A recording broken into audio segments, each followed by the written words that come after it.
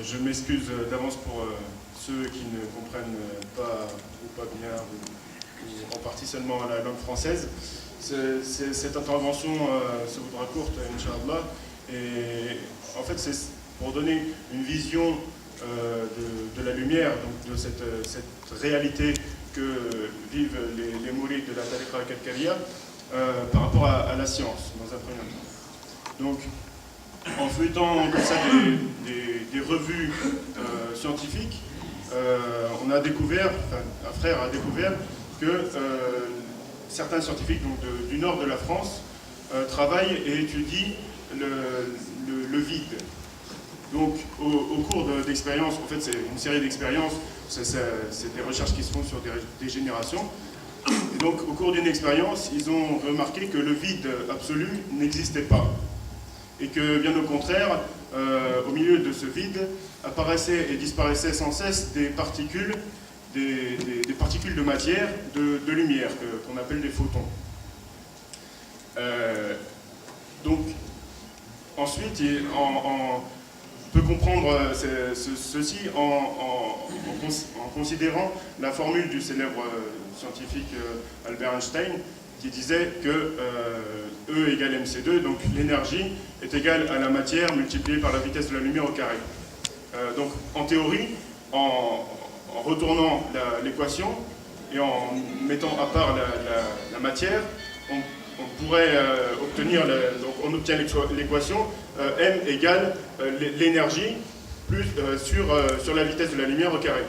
Ce qui fait qu'en théorie, il est possible de créer en quelque sorte de la matière en ayant à disposition une source de lumière, une source d'énergie, pardon, donc de lumière par exemple, suffisamment importante, puisqu'elle doit être divisée par la vitesse de la lumière au carré, ce qui est énorme, 300 000 km par seconde multiplié par 300 000 km par seconde.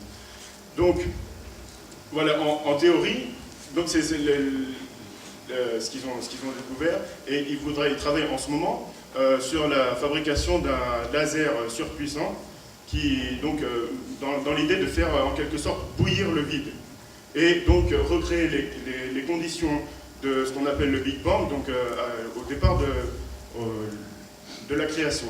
Donc ils sont en fait arrivés à la conclusion qu'au tout début, il y avait en quelque sorte le vide, et qu'au sein de ce vide est apparue une source d'énergie surpuissante, une lumière, et de cette lumière est issue, c'est-à-dire est apparu l'ensemble de la création. Et c'est justement ce qu'on retrouve dans un hadith Qudsi, qui dit, où Allah subhanahu wa ta'ala dit par la langue de son prophète sallallahu alayhi wa sallam, lorsque je voulus créer la création, je pris une poignée de ma lumière et lui dis « Sois Mohammed ». Et ensuite, je crée de la lumière de Mohammed toute chose. Voilà, donc on a bien cette lumière originale qui est primordiale, qui est la source de toutes les créatures. Et dans notre Tariqa al-Kalkaliya, comme on a pu le voir depuis un certain moment déjà, au cours de divers témoignages qui deviennent de plus en plus, alhamdoulilah, que le Mourid Kalkali, suite à la bay'a de Sayyidina Cheikh radiyallahu anhu, voit dans son cœur une lumière. Et cette lumière, c'est justement la lumière primordiale et originelle muhammadienne sallallahu alayhi wa sallam. Et donc dans cette lumière, on retrouve, c'est de cette lumière que toute chose fut créée. Et donc dans cette lumière, en quelque sorte, c'est comme si Sayyiduna Cheikh radiyallahu anhu plaçait dans le cœur de son mouride l'ensemble, c'est-à-dire l'Arsh et le Kursi, les 7 cieux et les 7 terres. Et maintenant, en biologie, quand on considère, par exemple, c'est pour donner un exemple, quand on considère une cellule, au centre, il y a un noyau, et quand on regarde dans le noyau, on trouve l'ADN. Et l'ADN, en le décortiquant, on peut découvrir donc toutes les caractéristiques et les attributs de l'organisme auquel appartiennent cette cellule. Donc, en considérant simplement l'ADN d'une toute petite cellule, on peut reconstituer, en théorie, l'organisme, donc tout le corps auquel appartient cette cellule.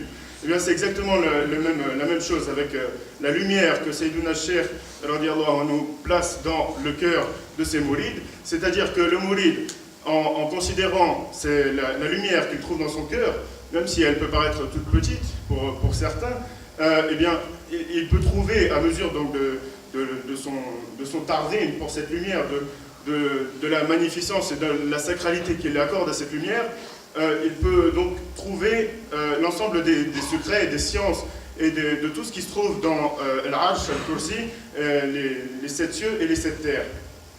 Et c'est pour cela que notre cheikh radiallahu anhu nous répète tout le temps de toujours c'est-à-dire sacraliser et magnifier cette lumière afin d'en tirer le maximum de bénéfices, en sachant bien que nous ne pourrons jamais en tirer de cette lumière tout ce qu'il y a à tirer.